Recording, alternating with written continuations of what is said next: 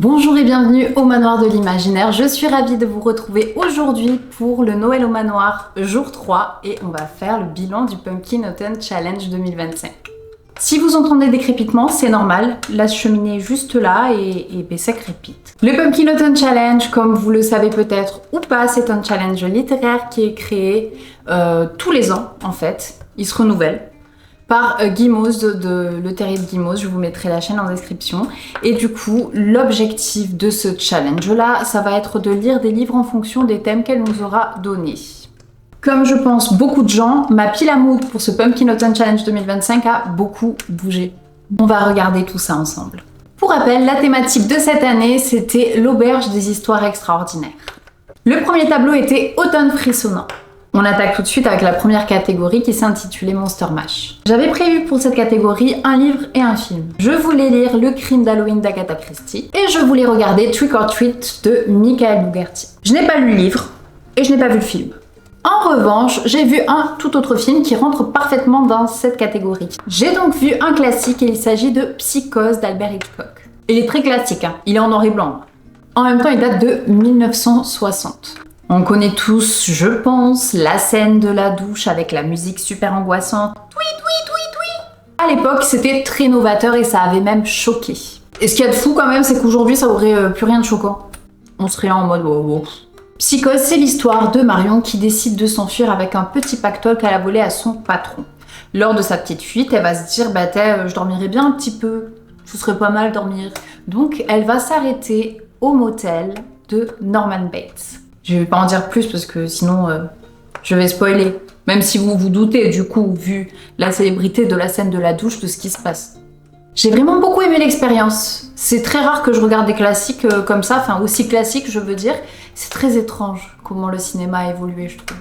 Si vous ne l'avez pas déjà vu, je vous conseille de le regarder, ne serait-ce que pour la culture, parce que c'est quand même, je pense, un gros pilier. Enfin c'est quelque chose, c'est un film qui a, qui a changé quelque chose dans le cinéma. La seconde catégorie s'intitulait « Seriez-vous capable de l'arrêter ?» J'avais prévu de lire Les Refuges de Jérôme Loubry et j'avais prévu de jouer à The Vanishing of Ethan Carter. Je n'ai fait aucun des deux. Pour l'instant, je suis pas très sage, vraiment pas. Je pense que le Père Noël va me squeezer. Il va pas venir en fait. Ce sera amplement mérité. Mais j'ai tout de même lu un livre qui rentre dans cette catégorie. C'est un livre dont je vous ai parlé dans ma vidéo bilan de lecture novembre 2025. D'ailleurs, je vais essayer de vous mettre le petit quelque part par là. Bref, dans le petit, si j'y arrive, parce que pour l'instant, je suis plus celle du petit, je sais pas le faire. Donc j'ai lu N'invite pas la forêt à entrer de C.G. Drous aux éditions de Saxus. Je vous fais un résumé très court. On a Andrew qui a deux amis dans la vie, sa sœur jumelle Dove et son pote Thomas. Le jour de leur entrée en dernière année, tous les deux sont distants. Andrew il comprend pas pourquoi. Et en plus, les parents de Thomas ont disparu. C'est une lecture qui m'a fait froid dans le dos. J'ai frissonné, je vous la conseille. La troisième catégorie s'intitulait Ceux qui ignorent qu'il n'existe pas. J'avais prévu de lire Le cercle meurtrier d'Alexandra Sokolov et La fille de la faucheuse d'Alice Doublié. Et j'avais également prévu de regarder la série française Marianne. Donc j'ai lu La fille de la faucheuse d'Alice Doublié. C'était vraiment une super lecture. On y suit Rosemonde, fille de la faucheuse, qui est là pour faire passer les vivants dans le monde des morts. Il faut qu'elle leur fasse signer des petits papiers là. Il s'avère qu'un jour il y a plus d'une cinquantaine de spectres qui débarquent et qui sont pas vraiment morts en fait. Donc là, rentre-bas de combat, Rosemonde elle est en mode non, maman, help, à l'aide, aide-moi, mommy. Et en fait, maman a disparu aussi. Et pour cette catégorie, j'ai regardé un film français que je vous conseille, mais alors tellement, il s'agit du Comte de Monte Cristo. La photographie du film est incroyable et le jeu d'acteur, n'en parlons même pas, c'est high level. Il dure 2h58, t'as l'impression que ça a duré 20 minutes tellement c'est hyper immersif, c'est trop bien. On y suit Edmond Dantès qui est victime d'un complot et qui va se retrouver à être arrêté le jour de son mariage. Et je vous en dis pas plus parce qu'après, franchement, honnêtement, là j'ai regardé sur Allociné le résumé, mais ça va pas de spoiler autant en fait. Enfin, t'as déjà vu 2 heures avec eux, donc ça va pas du tout. Moi je m'arrête là, voilà.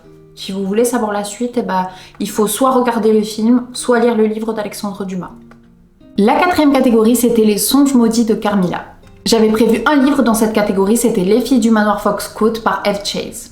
J'ai pas lu celui-là. Non, j'ai lu à la place Les Encens de Maureen Desmailles. Pareil, j'en ai parlé dans le bilan de novembre. C'est une histoire qui va mêler les vampires et le parfum. Très original. J'ai également lu Les filles de Witch Hazel House par Cécile Guyot et Nora Lake aux éditions Mnemos Collection Naos. Lui, je vous en ai parlé dans le bilan d'octobre, donc si vous voulez quelque chose d'un petit peu plus détaillé, je vous invite à aller regarder la vidéo. Mais en tout cas, c'était une super bonne lecture de saison pour le coup. Ça parle d'amitié, ça parle de Ouija, ça parle d'esprit, ça parle d'études de la littérature. Mais qu'attendez-vous? Et j'ai également vu un film qui rentre parfaitement dans la catégorie, c'est Frankenstein de Guillermo del Toro. Un chef-d'œuvre, je ne peux rien dire de plus, c'est un chef-d'œuvre. Pourquoi je prends cette voix? 2h29 de pur plaisir. Oui, ça fait beau. La photographie est incroyable, mais alors incroyable, mais qu'est-ce que c'est beau, mais qu'est-ce que c'est beau. J'espère que le directeur de la photographie, il est en CDI avec Guillermo del Toro en fait. Frankenstein, qu'est-ce que c'est? C'est l'histoire de Victor Frankenstein qui décide de créer une créature et de lui donner vie, accessoirement. Quand j'étais petite, je croyais que Frankenstein, c'était le nom du monstre. Le deuxième tableau, c'était Automne extraordinaire. Première catégorie, La bonne auberge de la pierre levée. J'avais prévu de lire Fleurir en hiver de Romain Baudry et le tome 1 d'Outlander de Diana Gabaldon. J'avais prévu, ouais. Non seulement je n'en ai lu aucun des deux, mais en plus j'ai rien lu, rien vu qui rentre dans cette catégorie. Donc là, elle est pas du tout validée, la catégorie là, pas du tout. La deuxième catégorie, c'est Chaudron, foudre et clair de lune. J'avais sélectionné 2 livres pour cette catégorie. La maison à l'orée de la magie d'Amy Sparks et Tenir une auberge magique, guide de survie pour sorcières de Sangu Mondana. Alors je vous en ai parlé pour le coup du Sangu Mondana dans le bilan de novembre aussi. Et oui, j'en ai beaucoup lu vers la fin en fait. Pile sur le gong. On y suit Serra, puissante sorcière, qui va décider de mettre à profit ses petits talents magiques, enfin ses gros talents magiques à l'époque du coup, pour ramener sa tante à la vie, ce qui va être très mal vu par sa guilde, qui va la punir totalement, puisqu'elle va l'évincer, enfin la bannir. Serra, elle va tomber sur un sortilège qui aurait la capacité de lui rendre la totalité de ses pouvoirs, donc bien sûr qu'elle veut tenter le coup, sauf qu'elle pige rien à ce qui a marqué. Heureusement, il y a un petit pensionnaire sexy qui débarque, et qui pourrait potentiellement l'aider. La troisième catégorie, c'est le cercle de la comté. J'avais mis un livre et une série, j'avais mis le tome 1 du Seigneur des Anneaux de Tolkien et j'avais mis Gilmore Girls. Gilmore Girls, sans grande surprise, bien sûr, je l'ai recommencé comme tous les autres. En revanche, je n'ai pas lu Les Seigneurs des Anneaux. Par contre, il est prévu que bientôt je me fasse un marathon des films. Mais bon, on n'est plus dans le Pumpkin Autumn Challenge là, fallait faire avant. Mais j'ai joué à un jeu et je vais vous le conseiller tout de suite, il s'agit de Tale of the Shire. C'est un jeu tout cosy et c'est dans l'univers du Seigneur des Anneaux. Le but, c'est d'incarner un hobbit. On a notre petite maison qu'on peut agrandir petit à petit, vous voyez, enfin c'est super stylé au début, c'est tout petit quoi. On a donc notre maison, on va pêcher, on va cuisiner, on invite nos voisins à venir manger, on va aller cueillir des fruits, on va cultiver nos légumes, enfin voilà, c'est pas un truc de fou, il n'y a pas une aventure de dingue, mais c'est tellement relaxant, c'est trop mignon. La quatrième catégorie, c'était Latte, une variation sophistiquée et crémeuse. J'avais prévu 2 livres, donc il y avait le Pumpkin Spice Café de Laurie Gilmore et il y avait 2 automnes de Lynn Marlin. Pour le coup, là, j'ai complètement respecté mon envie de base. J'ai lu les 2 livres et ce sont 2 déceptions. Voilà, 2 bonnes déceptions quand même. Pour 2 automnes, je vous ai fait une revue détaillée dans le bilan lecture de septembre et pour le Pumpkin Spice Café, j'en ai parlé bien plus en détail dans la vidéo bilan lecture d'octobre. Ce sont 2 livres qui promettaient vraiment une ambiance automnale avec tous les sentiments réconfortants de l'automne et qui ont, à mes yeux, totalement échoué. Totalement. En revanche, du coup, j'ai également lu un 3e livre qui lui rentre parfaitement dans la catégorie, dont je vous ai parlé également dans le bilan de novembre. C'est Falling Like Leaves de Misty Wilson aux éditions Élégie. Vraiment ça par contre, là oui, on est bien sur une bonne romance d'automne, même si 2 automnes c'est pas une romance en fait, mais bref, on est sur un bon roman d'automne, je vais dire plutôt. Et là oui, quoi, là c'est un roulé à la cannelle qui se lit, là c'est bon. Oh non, c'est pas vrai. Oh, pitié, me fais pas ça. Et enfin, le 3e et dernier tableau de ce Pumpkin Autumn Challenge, c'était Automne rayonnant. Première catégorie, je ne couperai pas mes cheveux, je ne parlerai pas moins fort. J'avais prévu de lire Circé de Madeleine Millet et de regarder la série Percy Jackson et les Olympiens. Je n'ai fait aucun des 2 et je n'ai rien à mettre dans cette catégorie. Ce n'est pas validé. La deuxième catégorie s'intitule Ma meilleure ennemie. J'avais prévu de lire Un palais d'épines et de roses de Sarah J. Maas et de revoir Rebelle. Et j'ai lu Un palais d'épines et de roses, le tome 1 donc d'Acotar. Et d'ailleurs j'ai enchaîné sur le tome 2.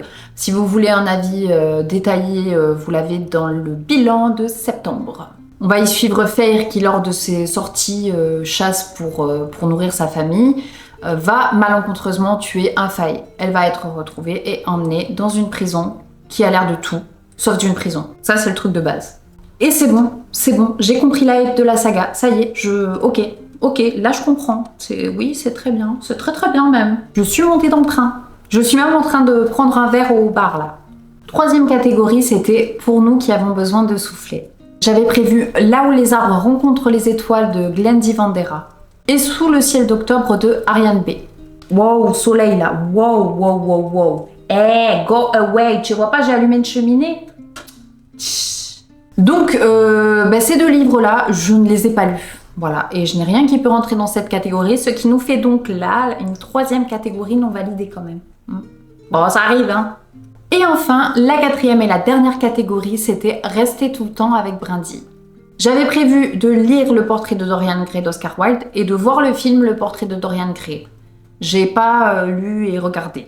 En revanche, j'ai lu deux livres qui rentrent dans cette catégorie. Il s'agit du tome 1 et du tome 2 des Mémoires de la forêt de Michael Brun-Arnaud, édité par l'École des loisirs. On va y suivre les aventures d'Archibald Renard, qui est libraire à Belle-Écorce. Je vous ai fait une revue plus détaillée dans le bilan septembre pour le tome 1 et dans le bilan octobre pour le tome 2.